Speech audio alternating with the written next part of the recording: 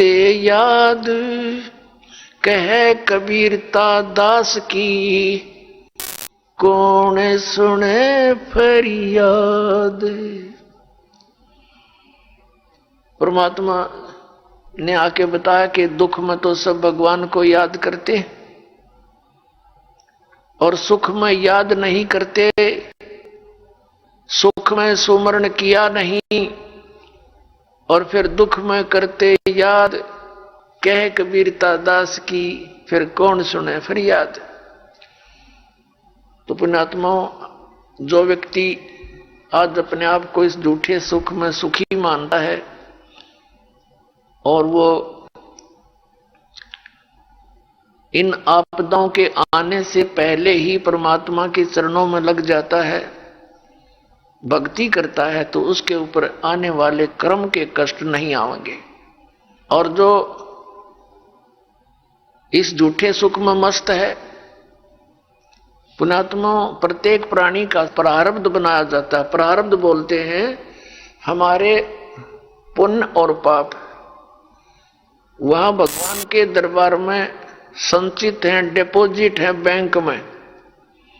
तो उनमें से जब हमारा मनुष्य जीवन आता है, एवरेज रेशो में पुण्यों के हिसाब से पुण्य निकाल लिए जाते हैं और पापों के हिसाब से पाप, दोनों का मिश्रण करके आपको एक मनुष्य शरीर मिलता है। जिनके पुण्य अधिक संचित हैं उनकी पुण्य की रेशो जीवन में ज्यादा होती है, लेकिन पापों का समावेश भी अवश्य होता है।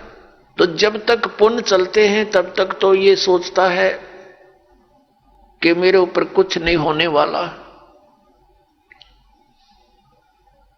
और जब पापों का दौर शुरू होता है फिर ये भटकता है, रोता है बुरी तरह टक्कर मार मार के, फिर परमात्मा को याद करता है। उसमें परमात्मा उस विषय में कहते हैं, अच्छे दिन पाछे गए,